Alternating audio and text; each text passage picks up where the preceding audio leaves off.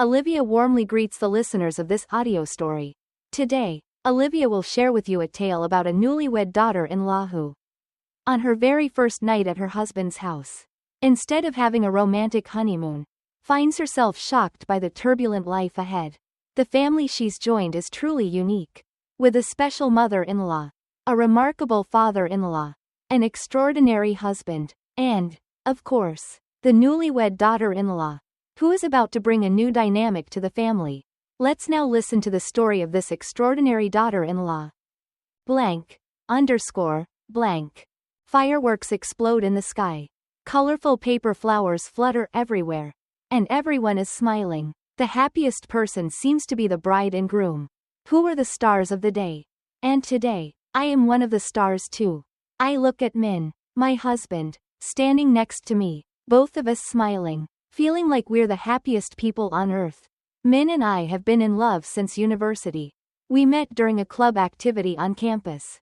At that time, I was the beauty of the faculty, and Min was just an ordinary student with nothing outstanding. Many guys tried to court me, including Min. They would often come over to my house to study together, and some were even better than Min in many ways.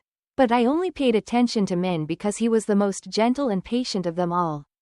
His family was poor, so he studied very hard and excelled in his studies. Everyone said he was a person of great potential, and sooner or later, he would succeed. After we graduated and got stable jobs, we decided to get married. When Min brought me home to meet his parents, they were thrilled and said that he had found a good wife. However, when I took him to meet my parents, they strongly opposed the marriage. The main reason was the gap between our family's wealth. His family was very poor, living in a small two-story house that had been built decades ago. Luckily, the house was spacious enough that if we lived there, it wouldn't be too cramped. But my family was different. We were considered wealthy in this city. My parents were successful business owners, and I was their only daughter. My brother and I were spoiled, and we lived a life of comfort. If Min married me, people would probably say it was a case of the rich marrying the poor. But I believed I had found my true love and was determined to marry him. No matter what, I used every tactic, from pleading to threatening to starve myself, to convince my parents. In the end, my parents gave in, and the wedding took place just as I had hoped. Min, his parents, and I were all happy. But the saddest people were my parents, who, though not happy, put on a brave face to maintain good relations with Min's family. They gave me 20 gold taels and several hundred million in cash. My mother also secretly gave me the deed to a house on the outskirts of town, which was being rented out as a store. She advised me to keep it a secret, just in case I needed it later. Although I was still in my honeymoon phase, I thought I would never need to use that hidden property. But I kept the deed in a safe at the bank, as my mother asked. After the wedding, Min and his family brought me to our new home. Our honeymoon suite was on the second floor. Min collapsed onto the bed, exhausted. He hadn't eaten much all day, having been busy with wedding ceremonies and guests. I was about to change out of my wedding dress when my mother-in-law knocked on the door. She asked Min to come downstairs because she had something to discuss with him. I was curious about what could be so urgent, but since I was now officially a daughter-in-law, I figured it was something only the two of them should discuss. I waited for Min to join his mother, and then I listened carefully from upstairs. The conversation, though quiet, was still audible due to the poor soundproofing of the house. I overheard my mother-in-law asking how much we had received in wedding gifts. Min replied that we hadn't counted yet, but it was probably a few million. His mother insisted that Min bring the money to her so she could handle paying for the wedding expenses. I was shocked. As a bride, I had imagined that my wedding gifts would be used to help with our new life. But my mother-in-law was demanding it all for herself. Min seemed to feel the same way, his voice growing frustrated. I heard him raise his voice to protest. I could tell from their heated exchange that this was not going to be an ordinary marriage. My mother-in-law was using our wedding money to cover her expenses. And I wasn't the only one to feel uncomfortable with this. I waited for Min to come back upstairs. And when he did, I could see the confusion and discomfort in his eyes. He didn't say anything at first. so I suggested he take a shower while I prepared something for him to eat. He hesitated for a moment, but then he went to the bathroom. While Min was showering, I tried to cook some noodles for him, but as I was walking to the kitchen, I accidentally bumped into an old kitchen shelf, causing a loud noise. My mother-in-law rushed upstairs to check on me. I was flustered and quickly tried to cover up by saying I was going to the bathroom. She didn't ask any more questions, but I could sense her suspicion. After that, I gave up on making dinner, afraid that I might make another mistake. Blank. The next morning, I woke up early, feeling uneasy. Min was still asleep beside me, and I couldn't shake off the conversations I overheard the night before. I quietly got out of bed, deciding to take a walk around the house. It was still early, and the whole house was silent. I went down to the kitchen and started cleaning, trying to keep myself busy. I didn't want to think about the events from the previous night, but they kept replaying in my mind. I was still unsure about how to approach this situation with my mother-in-law. I decided to buy some food for breakfast and went to the market. Min was still asleep when I left. I returned with fresh ingredients, and when I got home, I found that his parents were still not awake. I thought it was strange since my parents were always up early. I looked at the clock, and it was almost 8:30. Still, no sign of my in-laws. I decided to go up to Min and wake him up, worried something might be wrong. Min was still groggy when I shook him awake, and he didn't seem to care about his parents still being asleep. He told me that they often slept in late, especially after a long day. I was still puzzled, but I didn't press the issue. After all, it wasn't my place to question their habits. As the day passed, I tried my best to stay calm, but the events from the previous night kept eating at me. My mother-in-law's demands, the constant questioning, and Min's silence were all too much to handle. I had already decided that I would give her a part of the wedding gifts to help cover the wedding costs. But something inside me told me to be careful. I had to keep my eyes open. Later that afternoon, I overheard my mother-in-law talking to Min's father, saying something about needing money to cover some expenses for the family. I couldn't hear all of it, but I knew it had something to do with finances. I thought to myself that I needed to make sure Min knew about everything happening. He might be too gentle to stand up to his mother, but I couldn't let her take advantage of him. That night, after a long day, Min and I sat down for dinner.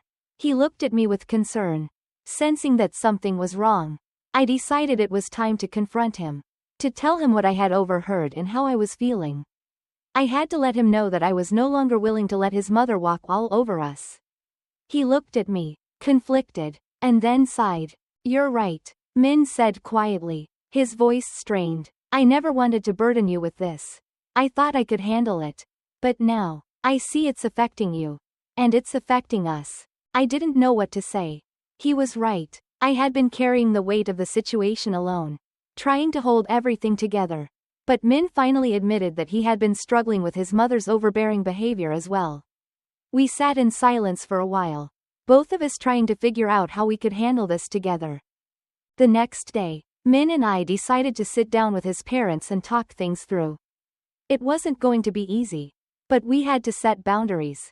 When we sat down with my mother-in-law, she immediately began asking about the wedding gifts and how much we had received. I felt a rush of frustration but kept my composure.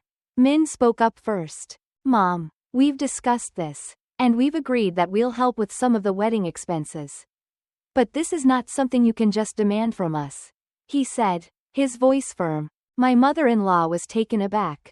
She didn't expect Min to stand up to her like this. She looked at him, then at me, and seemed to reconsider. For a moment, there was silence in the room. Then, she sighed deeply and said, "I understand. I didn't want things to be difficult." The conversation continued, and although it was tense, it was a step forward. Min and I both realized that we had to be united in handling situations like this. No matter how difficult things got, we had to communicate and stand together. It wasn't just about the money. It was about the respect and boundaries we needed to establish in our new family dynamic. As time went on, things started to settle. My relationship with Min's family remained challenging at times, But Min and I continued to work together to manage the situation. I learned that being a daughter-in-law wasn't just about accepting things as they were. It was about standing up for myself, setting boundaries, and finding a balance that worked for both me and my husband. Our marriage wasn't perfect, but it was real, and it was ours. I knew that as long as Min and I were on the same team, we could face whatever challenges came our way. Blank. Underscore. Blank. As the days passed, Min and I found a rhythm, adjusting to our new life together. I focused on making our home a peaceful place. Even though there were still tensions with my mother-in-law, I continued to respect the family's traditions. But I also made sure to maintain my own identity and boundaries. I didn't want to lose myself in trying to please everyone. One afternoon, as I was cleaning the house, I received a call from my mother. She asked how I was adjusting to married life. I couldn't hide the fatigue in my voice, but I tried to reassure her that things were fine. After all, I didn't want her to worry. But she knew me too well. And after some coaxing, I confided in her about the struggles I was facing with Min's family. She listened patiently, offering me advice on how to handle things and reminding me that I wasn't alone in this. Remember, Lynn, you're not just a daughter-in-law, you're a wife, too. My mother said, you have every right to express your feelings and set boundaries. You've chosen this life, and your happiness matters. Her words stuck with me. And I realized that I had been so focused on keeping the peace that I had forgotten to prioritize my own well-being. Min and I had to be partners in everything. And that meant sharing the responsibility of dealing with his family, especially his mother. I couldn't do it all alone. Later that evening, Min and I sat down together to talk about everything. I had been holding my thoughts in for too long, and I knew that it was time to have an honest conversation with him.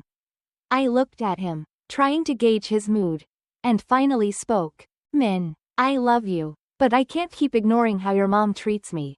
I'm trying, but it's becoming too much. I don't want to feel like I'm walking on eggshells in my own home. Min was quiet for a moment, and I could see the weight of the situation on his face. I could tell he understood where I was coming from, but he was conflicted. His loyalty to his mother was strong, and he didn't want to cause tension between us. I know it's hard, Lynn, he said, his voice soft, but she's my mother. I don't want to choose between you and her. I want us all to get along. I understand that, I replied, but I can't keep pretending everything is fine when I feel like I'm being used. I need you to help me. We need to set boundaries, or this will never work. Min took a deep breath, and after a few moments, he nodded. You're right, I've been avoiding this because I didn't know how to deal with it. But I'll talk to her. We'll figure it out together. It wasn't the easiest conversation, but it was a step forward. Min and I were on the same page, and that gave me the strength I needed to face what was ahead. Over the next few weeks, Min had a heart-to-heart with his mother. He explained that while we wanted to help with family expenses, there needed to be mutual respect and understanding.